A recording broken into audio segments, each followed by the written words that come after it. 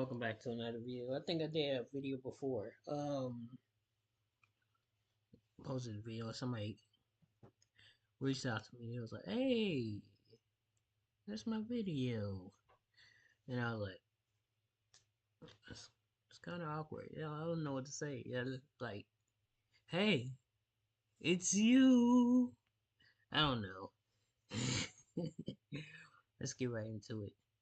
This is ranking every Myplayer storyline in NBA2K history.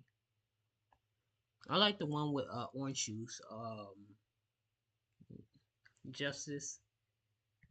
Every My Career storyline in NBA 2K history. Starting off with the first 2K game to introduce a My Career, we have NBA 2K10. In this storyline, 2K kept it simple. There's no cutscenes or side quests. You make a My Player and start your journey to the NBA. You start off playing in the summer circuit in front of scouts to prove that you're ready for the NBA. You have a 2K insider that guides you through the journey of becoming an NBA player and tells you how you did after every game. But unlike My Career today, in this storyline, you get a different outcome depending on how well you play. For example, if you played well in this summer circuit game, you had a chance to be sent directly to the NBA. But if you didn't play well, you'd go undrafted and have to work your way up from the D League. This made every game that you played feel crucial to your NBA career because one bad shot and you're sent to the D League. There was no cutscenes or storylines in this game, so once you made it to the NBA, your main focus was making your player better utilizing skill points. Overall, I'm gonna rank NBA 2K10 in the B tier. At this point, the My Player mode really didn't have much to it, no cutscenes or anything. But I did like how if you played well, you got to go to the NBA, but if you didn't play well, you'd have to go to the G League as another route to the NBA. I'm also gonna rank NBA 2K 11, 12, and 13 here, because my career at this time saw little to no advancements. It wasn't until NBA 2K14 where we started to get really in-depth My Careers. The 2K14 storyline revolutionized my career at the time. You start off as an undrafted prospect, but you have an agent that gives you the opportunity to go to the Rookie Showcase. The Rookie Showcase is a game held in New York City where rookies go to raise their draft stock. At the Rookie Showcase, scouts are scouting you based on your performance and how you are as a teammate, but how you answer questions in interviews is also an important factor. With all this pressure to perform well, you also get into an altercation with a player named Jackson Ellis from the other team. This gave you extra motivation to put on a show, and your coach would also give you goals to stop him from scoring for an entire quarter. You finish this game and have an interview with your agent so scouts can see your goals for this season. You go to the NBA draft, and how you played in the Rookie Showcase will determine where you get drafted. After getting drafted and making your way to the NBA, your goal was to play well so you get more playing time. Overall, I'm gonna rank 2K14's My Career in the A tier. The storyline was good for the time, but as time passed, I think it's easy to say it wasn't S tier. Next, we have NBA 2K15. Instead of being an undrafted prospect, in this game you actually had hopes of getting drafted in the NBA draft. But your dreams get crushed when you stay up to watch the NBA draft waiting for your name to be called, but your name never gets called. You get mad at your agent because he promised that you'd get drafted into the NBA, but unfortunately no team selected you. After some time goes by, your agent secures you a tryout with an NBA team. If you make a good impression, the team will sign you to a 10-day contract. And if you play well in the 10-day contract, they sign you for the whole season. But after playing well in your 10-day contract and getting signed for the rest of the season, this is basically where the storyline ends. I'm gonna also rank 2K15's storyline in the A tier. While I do think it's better than 2K14, I don't think this is an S tier storyline. Next we have NBA 2K16. In this storyline, you play as Freak, who is a high school basketball player in Harlem, New York. This storyline did a good job of connecting you from the beginning because you were able to meet all your characters' friends and family. After graduating from high school, you were able to pick a college of your choice. The college you chose didn't really matter, but how you played in college would affect where you were drafted in the NBA. Even though your family would have preferred if you stayed 4 years in college, you choose to go to the NBA anyway. Once you make it to the NBA, your childhood friend Vic gets in trouble with the team. You eventually choose your friend Vic over your relationship with the team, but shortly after he passes away. This was my favorite story storyline in 2K history, so I'm gonna rank it S tier. Next, we got 2K17. You're a high school basketball player with a lot of hype around your name because you have a mixtape that's going viral. In this storyline, you play as Prez, who is considered the president of basketball. You make it to college, but no matter how well you play in this story, you're gonna make it to the NBA either way. But before you even get drafted, you're invited to play USA basketball in the Olympics. Once you get drafted to the NBA, you also get drafted with a teammate from college just as young. This was one of the coolest features in 2K because once you were just as heated up, you were able to form a dynamic duo and control either player. I'm gonna rank 2K17 in the B tier. There wasn't really anything wrong with this game, but overall the storyline was pretty basic. It was an okay story, but definitely not A or S tier. Next we got NBA 2K18. I'm just gonna come out and say it, this was the worst My Career 2K ever released. This was the turning point where a lot of the 2K community started to not like My Career. You start out as a college basketball player who quit basketball to pursue his dreams as a DJ. But I guess one day he decides to go to a street ball tournament and there's scouts there and somehow he gets scouted to the NBA. This story really didn't make much sense, but this wasn't even the worst part. You had a roommate named B Fresh and she was so annoying. This was the worst side character 2K has ever made. Like, think about it. We came from 2K16 where we had Vic as our best friend, then 2K17 where we had Justice as our best friend, and now our roommate is this lady? I don't know exactly who 2K tried to target this character toward, but she was just really annoying. But overall, sadly, I'm gonna put 2K18 in the F tier. I don't think it would have been that bad, but I think B Fresh being in the story made it just that much worse. I think without B Fresh,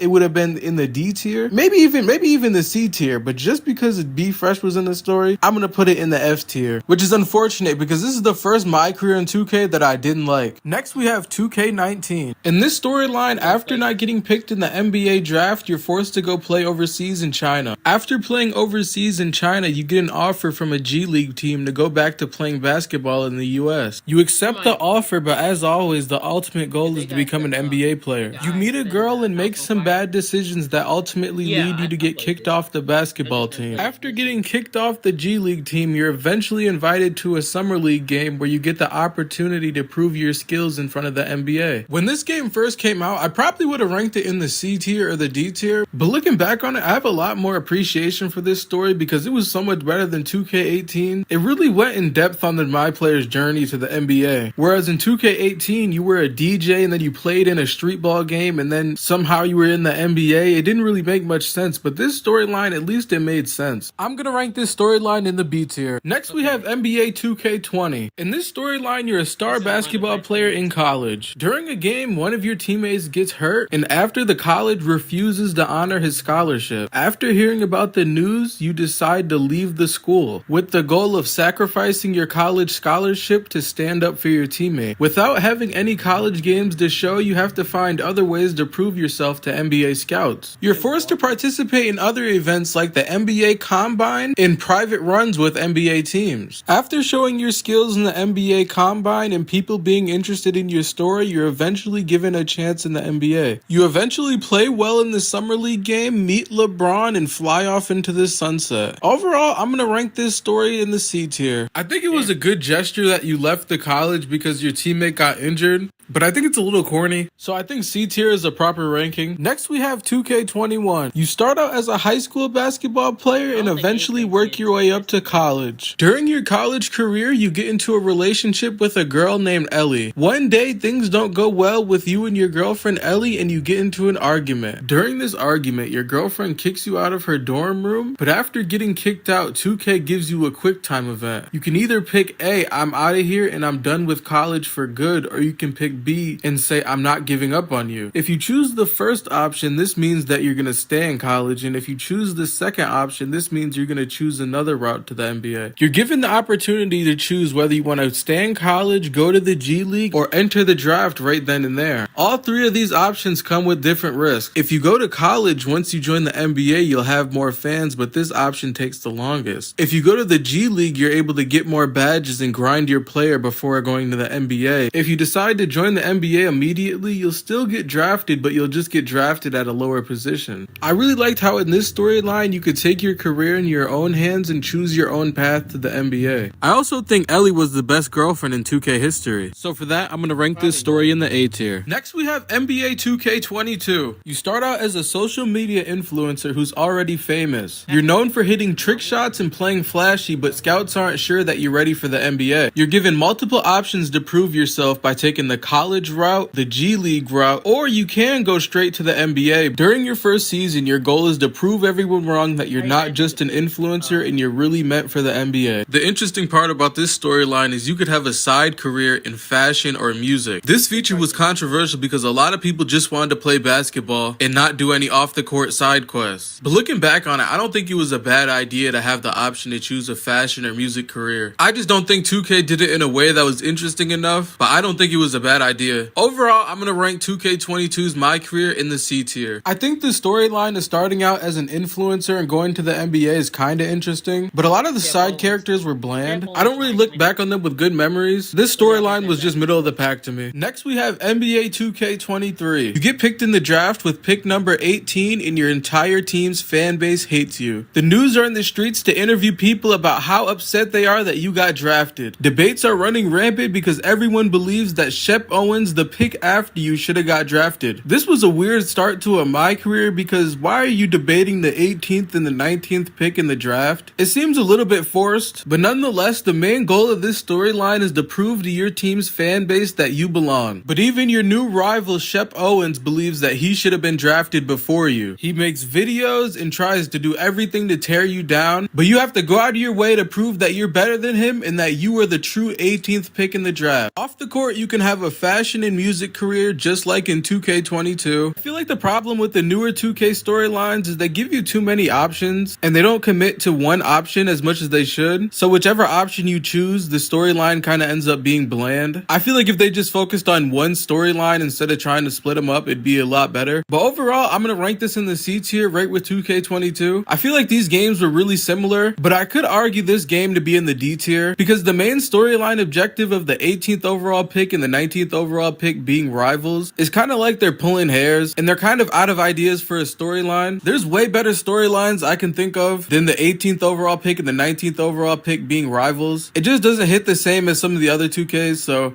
it's gonna go in the C tier, but it could be in D tier. Next, we have NBA 2K24. This storyline completely lacks a story. Like literally, this game doesn't have a storyline at all. You come into the NBA as one of the most anticipated draft picks, and your father was also an NBA player, and you want to follow in his footsteps. That's pretty much the entire storyline. It's like 2K just took a break from the storyline this year. I'm forced to rank 2K24's storyline in the F tier because it really doesn't have one at all. I did like 2K24 though. Next, we have NBA 2K25. In this storyline, they add high school and college back to the game, let you go through your player's journey of making it to the NBA. You go through your journey playing against and with Patrick Wells, who later becomes your agent. Once you make it to the NBA, you have a meeting with your team's head coach on your goals for this season. The goal of this My Career is to basically complete the goals that your coach gives you. For us to be in 2K25, and this is one of the most basic storylines on this list, I'm gonna have to rank it in the D tier. I feel like back in 2K16, when I thought of what a storyline would be like in 2K25, I would have thought it would have been a way better storyline than this. To be the most recent 2K on next-gen consoles to be one of the worst My Careers is an absolute shame. Obviously, 2K has other game modes to work on, but I feel like it's not that hard to make a good storyline. This was one of the worst storylines, so it can't get anything over D tier.